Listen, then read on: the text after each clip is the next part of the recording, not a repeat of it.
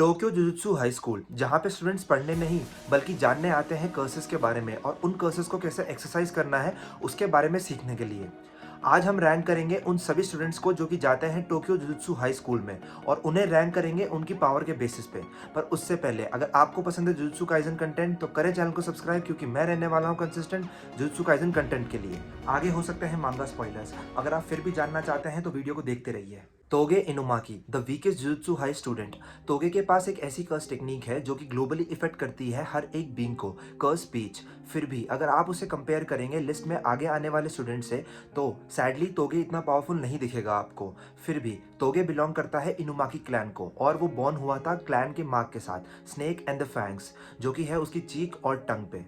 कर्स speech की वजह से तोगे को बचपन से ही डेवलप करनी पड़ी है एक नई लैंग्वेज, ताकि वो उसके आसपास के लोगों को कर्स ना कर दे।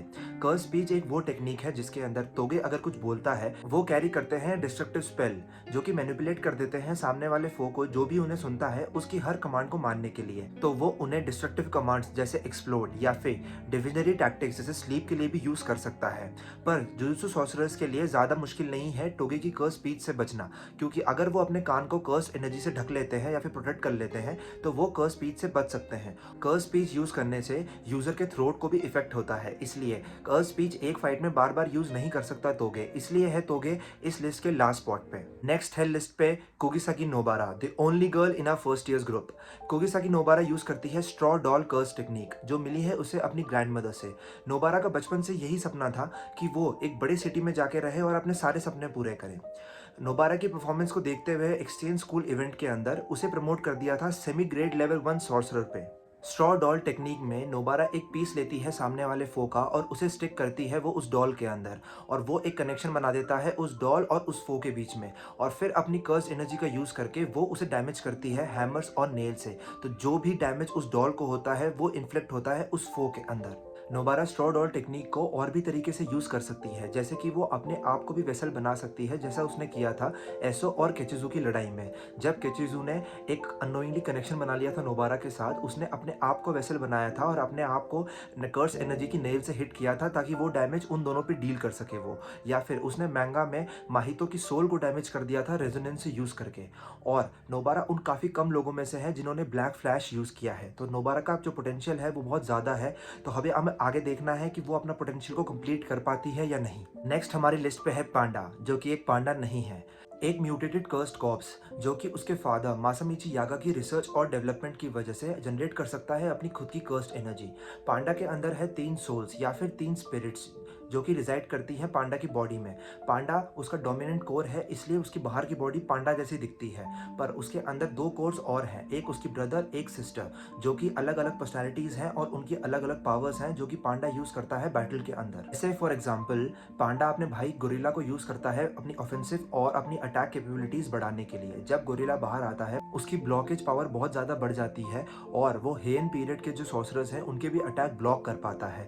पर जब उसका सामना किसी बड़े सॉर्सरर से होता है जिसकी ज्यादा कर्स टेक्निक अच्छी होती है या बैटल आईक्यू अच्छा होता है, तो हमें समझ में आता है कि पांडा आखिरकार में एक पांडा ही है जो लड़ सकता है।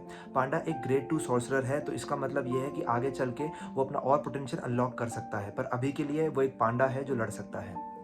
किरारा होशी, 3rd year of jujutsu high school, जो कि एक ट्रस्टेड पार्टनर है किंजी हकारी की, वो भी एक 3rd ईयर है जुजुत्सु हाई स्कूल का, और ये दोनों ही सस्पेंड हो चुके थे जब ये दोनों लड़ गए थे कंजर्वेटिव फैक्शन से a night parade of 100 demons के टाइम। उसके बाद से ही ये दोनों चलाते हैं एक underground fight club, Gachinko fight club, जिसके अंदर यूजर्स बैटल करते हैं अपनी कर्स एनर्जी का यूज करके और एक डेथ मैच होता है। किरारा होशी की कर्स टेक्निक है लव रैंडेवू, जिसके अंदर वो अपनी कर्स एनर्जी का यूज करके अलग अलग कर्स्ड ऑब्जेक्ट्स पे या फिर कर्स्ड बीइंग्स पे एक स्टार पैटर्न मार्क कर सकती है, सेम जैसे उसकी आंख में है। किरारा की कर्स टेक्निक इंस्पिरेशन लेती है सदर्न कॉन्स्टलेशन से, जिसके अंदर 5 स्टार्स हैं जिस कॉन्स्टलेशन में, और इन 5 स्टार्स को किरारा अलग अलग कर्स्ड ऑब्जेक्ट्स पे मार्क करती है, जो कि एक मैग्नेटिक फील्ड बनाता है और जिसके अंदर पुशेस या पुल्स की वजह से वो अपने सारे एनिमीज या फिर फोर्स को अपने से दूर रख सकती है।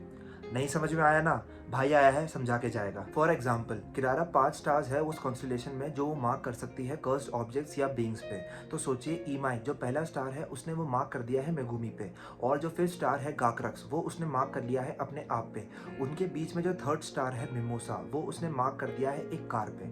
अब जो मिमोसा जो 3rd स्टार है और जो किरारा जो 5th स्टार है उसके बीच में 4th स्टार है वो उसने मार्क कर दिया है एक टेबल पे गीनान। अब आप ये चीज़ सोचिए जो 2nd स्टार है जो मेगुमी और हाउस के बीच में है जो कि 2nd स्टार है वो उसने मार्क कर दिया है एक कुर्सी पे जो कि है आक्रक्स। तो अब आप ये चीज़ सोचिए अगर मेगुमी जो 1st स्टार है वो सीधा अगर किरारा तक पहुंचना चाहेगा एक लाइन में तो उसके बीच में आ जाएगा 3rd स्टार मिमोसा जो कि कार है, तो वो जो कार है वो उसे रिपेल कर देगी।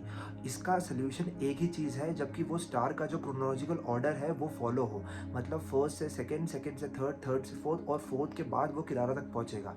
इसका मतलब है 1st स्टार जो मेगुमी है पहले वो जाएगा कुर्सी पे, कुर्सी के बाद जाएगा वो कार पे, कार के बाद जाएगा वो टेबल पे और टेबल के बाद वो पहुंच पाएगा 5th स्टार किरारा पे। और अगर आप बहुत ज़्यादा दिमाग लगा के इसकी कर्स टेक्निक से निकल भी जाते हैं और सोल्यूशन ले भी लेते हैं तो भी किरारा के पास बहुत ज़्यादा ऑफेंसिव कैपेबिलिटीज़ है आपको मारने के लिए। किरारा एक बहुत अच्छा एग्जाम्पल है जुजुत्सु हाई 3rd ईयर का जिसको अच्छे से पता है अपनी कर्स टेक्निक और कर्स्ट एनर्जी के बारे में। अब बारी आ गई है इतादोरी यूजी की, hero of Jujutsu Kaisen. Itadori Yuji बचपन से ही बहुत ज़्यादा स्ट्रॉन्ग और सबसे ज़्यादा फास्ट था अपने होम टाउन के अंदर। बाद में गोजो सेंसे और नानामी की ट्रेनिंग के बाद उसने अपनी कर्स्ट एनर्जी और फाइटिंग टेक्निक्स को और ज़्यादा होन कर लिया था। बल्कि यूजी के पास कोई कर्स टेक्निक नहीं है, उसके बाद भी वह अच्छे अच्छे कर्स यूजर्स और कर्स स्पिरिट्स को धूल चटा सकता है अपने हैंड टू हैंड कॉम्बैट की वजह से। यूजी की सबसे बड़ी ताकत है उसकी adaptability.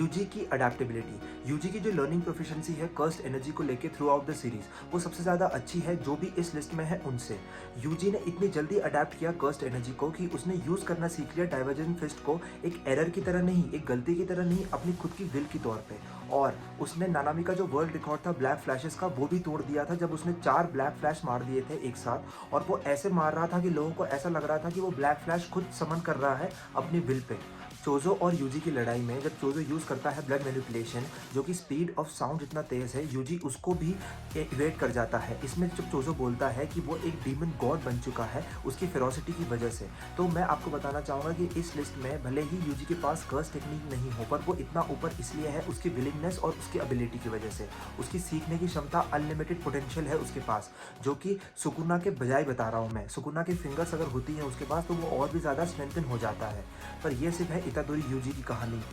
Megumi Fushiguro born to Toji Zenin, और जिसे बचपन से ही पाला है गोजो सातोरू ने। मेगुमी फुशिगोरो बचपन से ही रहा है जुजुत्सु सॉर्सरर्स के वर्ल्ड में और उसने डेवलप की है 10 शैडोज टेक्निक जो कि है सिग्नेचर टेक्निक जेनिन क्लैन की। 10 शैडोज के अंदर वो 10 डिफरेंट शिकिगामीज को बुला सकता है अपनी शैडोज के थ्रू।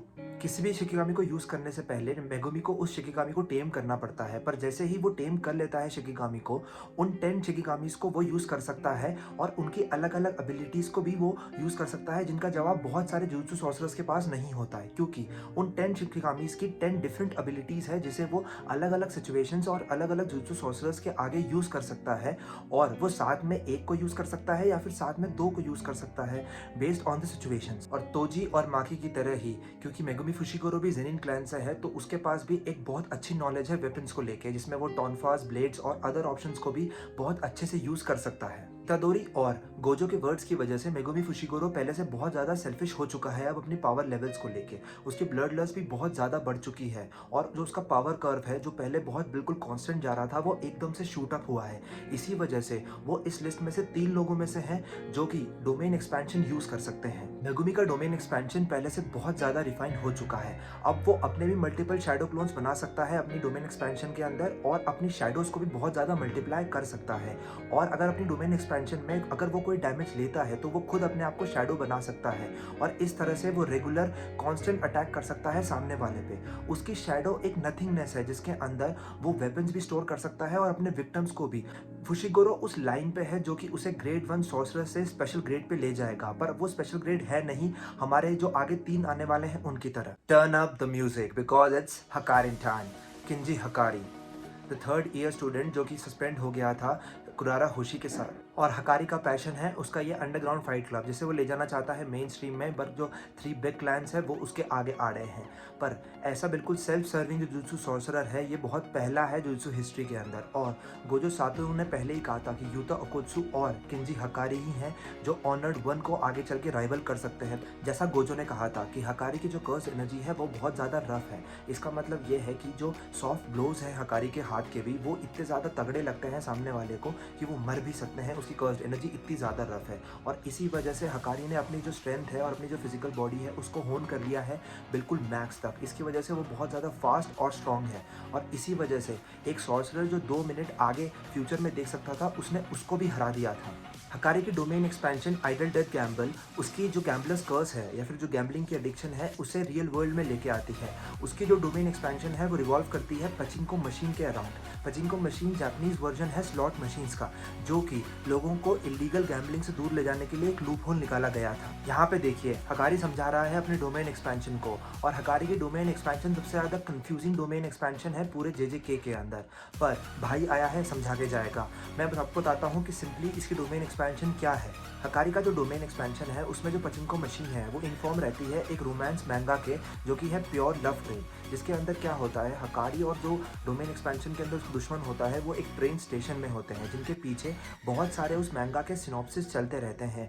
और इसके अंदर हकारी और उसके दुश्मन को फ्री रेन होती है कि वो दोनों लड़ाई कंटिन्यू रख सकते हैं, जिसके अंदर हकारी पूरी तरह से वनरेबल है और वो फाइट में मर भी सकता है। जैसे जैसे पीछे सिनॉप्सिस चलते रहते हैं हकारी के पास 2 ऑप्शन रहते हैं, या तो वो जैकपॉट को मिस कर सकता है या फिर उस जैकपॉट को वो हिट कर सकता है। अगर वो जैकपॉट को मिस कर जाता है तो फिर से दोबारा सिनॉप्सिस चलेगा और उसे लड़ाई कंटिन्यू करनी होगी। पर अगर वो जैकपॉट को हिट कर जाता है तो वो सर्च करता है इन्फिनिट कर्स एनर्जी से for exactly 4 minute 11 seconds. 4 minute 11 seconds इसलिए क्योंकि जो प्योर लव ट्रेन है उसका जो थीम सॉन्ग है वो 4 मिनट 11 सेकेंड का है।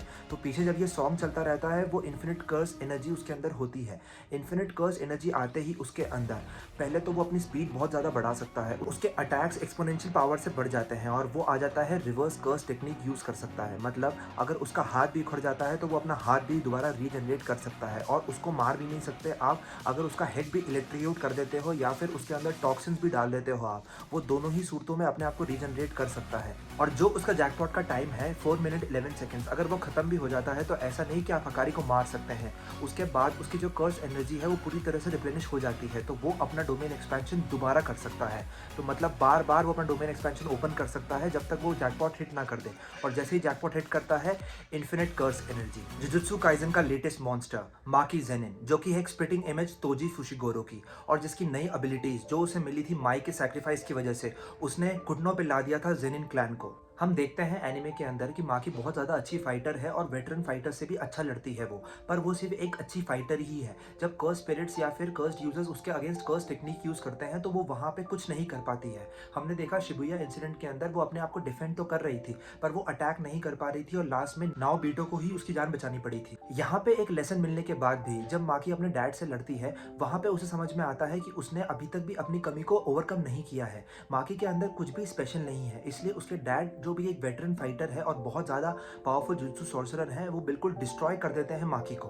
पर फिर कुछ ऐसा होता है जो सब कुछ चेंज करके रख देता है। माई की कंस्ट्रक्शन सोर्ड और माकी ने अपनी ह्यूमैनिटी को पूरी तरह से खत्म कर लिया होता है। उसके बाद माकी बन जाती है एक नई मॉन्स्टर जिसकी स्पीड ड्यूरेबिलिटी इतनी ज़्यादा बढ़ जाती है जो कि उसके डैड को चाहिए होता है, और अपने रास्ते में जो कुछ भी आता है उस सबको खत्म कर देती है। वो जेनिन क्लैन की जो कोकुरो यूनिट होती है उसको पूरी तरह से स्लॉटर कर देती है एक साथ, और वहाँ पे उसका स्लॉटर रुकता नहीं है, वो आगे बढ़ती है और जो भी सीजनल अच्छे से फाइटर्स होते हैं जेनिन क्लैन के उन सबको मार देती है। ये देख के सबको सिर्फ एक मॉन्स्टर ही याद आता है जिसका हार्ट उससे छीन लिया गया हो, और उसकी रेंज वहां नहीं रुकती है, वो जाती है head of the clan Naoya, जिसने इनहेरिट की थी नाओबिटो की कर्स टेक्निक और जिसकी स्पीड और स्ट्रेंथ एवरेज सॉर्सरर से बहुत ज़्यादा थी। फिर भी माकी पीछे नहीं हटती है और डरती भी नहीं है। वो एक काउंटर अटैक प्लान करती है और उसके बाद बिल्कुल तबाह करती है नाओया को। माकी जेनिन शेयर करती है तोजी फुशिगोरो का हेवीली रिस्ट्रिक्शन ट्रेड, जिसका मतलब यह है कि वो डोमेन्स के अंदर भी इनविजिबल रह सकती है और उसे डिटेक्ट करना नामुमकिन के बराबर हो जाता है। ऐसे ही उसने नाओया को उसके डोमेन एक्सपेंशन में ही मार दिया था। माकी अब एक मेजर प्लेयर है कलिंग गेम्स के अंदर, और बहुत लोगों को तो ये भी लगता है कि अगर माकी मर जाएगी तो सब कुछ लॉस्ट हो जाएगा। और जुजुत्सु काइजन के माकी के पूरे आर्क के अंदर हमने एक चीज सीखी कि कुछ लोग होते हैं जो स्पेशल पैदा होते हैं और कुछ लोग होते हैं जो स्पेशल बनते हैं। और कुछ होते हैं जो बहुत ही रेयर होते हैं, जो स्पेशल होते भी हैं और स्पेशल बनते भी हैं।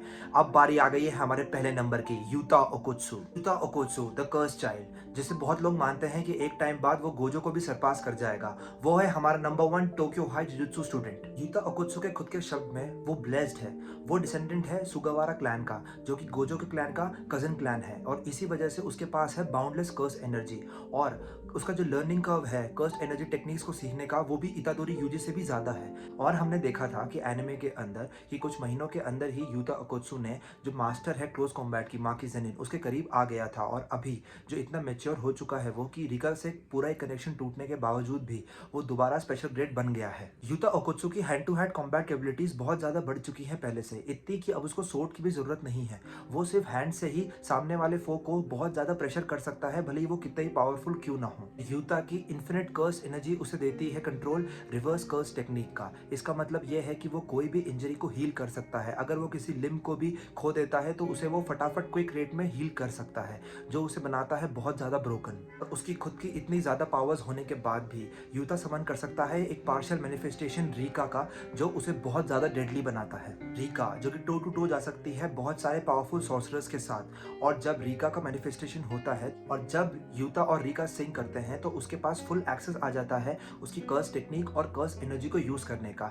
ये वो स्टेट 5 मिनट तक मेंटेन कर सकता है। मुझे लगता है ये जो टाइम लिमिट है ये गेगे ने इसलिए दी थी कि बाकी लोगों को कोई चांस तो मिले यूता को हराने का। रीका के मैनिफेस्ट होते ही उसकी जो पहले से ही बहुत सारी कर्स एनर्जी होती है वो और मल्टीप्लाई हो जाती है, और रीका उसे एक्सेस देती है बहुत सारे कर्स्ड वेपन्स का और उसकी सबसे तगड़ी टेक्निक का, जो है कॉपी। यूता ओकोत्सु की कर्स टेक्निक है कॉपी। इसका मतलब ये है कि वो सामने वाले का अगर कोई भी मैटर इंजेस्ट कर लेता है अपने अंदर तो वो उसकी कर्स टेक्निक को कॉपी कर सकता है। और इस कर्स टेक्निक कॉपी का कोई टाइम पीरियड नहीं है, क्योंकि हमने देखा था रयू की फाइट के अगेंस्ट वो जैसे ही उसे उसके मैटर को इंजेस्ट करता है वो उसकी कर्स टेक्निक को कॉपी कर सकता है। यूता ओकोत्सु इतना पावरफुल होने के बाद भी सिर्फ तब लड़ता है जब उसे प्रोटेक्ट करना होता है इनोसेंट्स को या फिर उनके दोस्तों को।